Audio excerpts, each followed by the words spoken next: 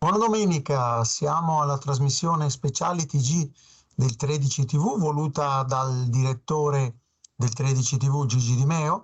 È una trasmissione dedicata alle relazioni internazionali, alla geopolitica, ai rapporti tra gli stati nel mondo, in un mondo che cambia continuamente.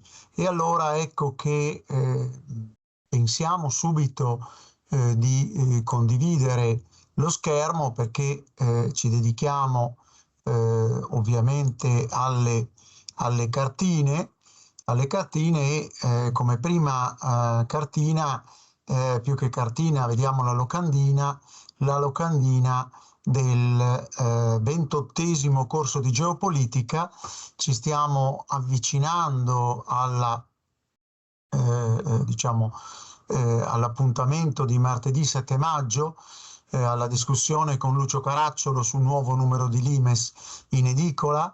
Lo faremo alla Fondazione Friuli a Udine alle ore 16:30. Lo facciamo nell'ambito di Vicino Lontano alle ore 16:30 con un'iniziativa marcata Storia Limes Club Pordenone Udine Venezia, con la partecipazione, oltre che di Lucio Caracciolo, anche di Fabrizio Maronta della redazione di Limes. Eh, Poi, sempre nell'ambito di Vicino Lontano, sempre martedì 7 maggio, nella chiesa sconsacrata di San Francesco, alle ore 21, ci sarà la Lectio Magistralis di Lucio Caracciolo, dedicata alla, diciamo, guerra ai tempi della transizione geopolitica. È un po' una anticipazione del Festival di Limes, ma vediamo un po' di concentrarci sui temi che sono oggetto di questo periodo del 28° corso di geopolitica di storia. Abbiamo già anche presentato qui la Lectio Magistralis che Lucio Caracciolo ha fatto in un'altra lezione del corso di geopolitica a Gemona. Eccola qui, e tra l'altro di questa geopoesia sul Friuli e presentazione del nuovo numero di Limes in edicola, cioè il numero Mal d'America.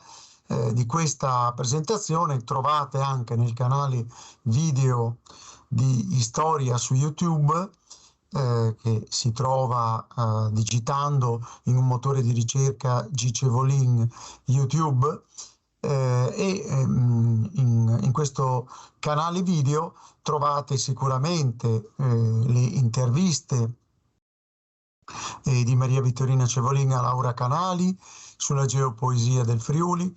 Trovate l'intera lezione di Lucio Caracciolo sul Mal d'America, che ha migliaia di visualizzazioni, e dopodiché trovate anche l'intervista di Maria Vittorina Cevolin a Lucio Caracciolo dedicata a questa lezione, a questo tema, che tra l'altro questa intervista si conclude con Lucio Caracciolo che fa un evviva per il Limes Club Pordenone Udine Venezia.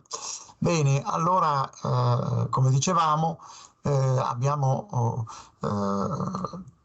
fatto la presentazione del nuovo numero di Limes nella quarta lezione a Gemona con Lucio Caracciolo. Invece a Udine faremo la discussione con Lucio Caracciolo e Fabrizio Maronta del nuovo numero di Limes Mal d'America.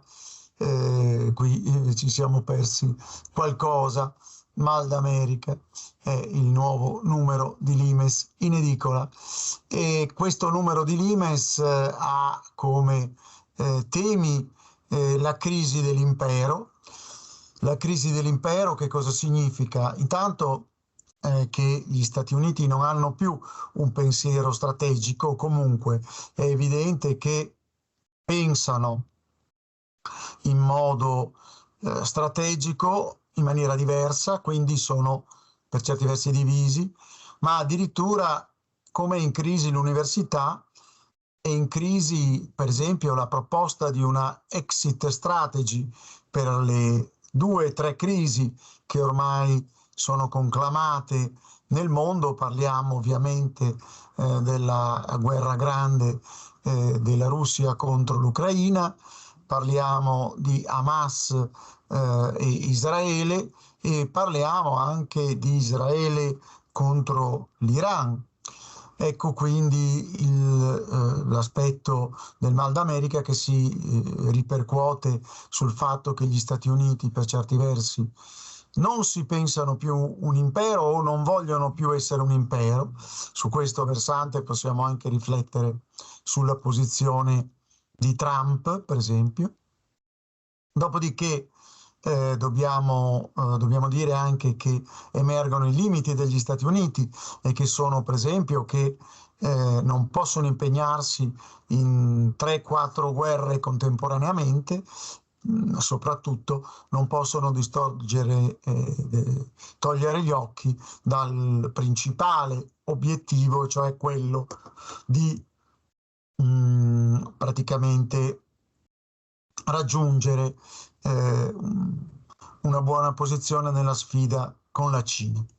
Bene, e vedete, questo tema è anche il tema nel sottofondo del libro La deglobalizzazione di Fabrizio Maronta, che sarà anticipato in queste giornate che facciamo, in questi 2 appuntamenti che facciamo a Vicino Lontano. Soprattutto sarà anticipato il 7 maggio alle ore 16:30 a Udine, alla Fondazione Friuli, cioè praticamente a lato del Palazzo del Palladio, a Udine, in centro a Udine.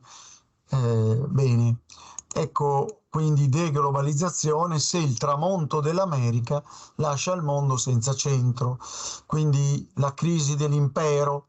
Ma poi c'è anche la crisi della Repubblica che è diciamo, ovviamente sono le conseguenze di Capitol Hill, e sono anche le conseguenze però dei processi che Trump ha, sono anche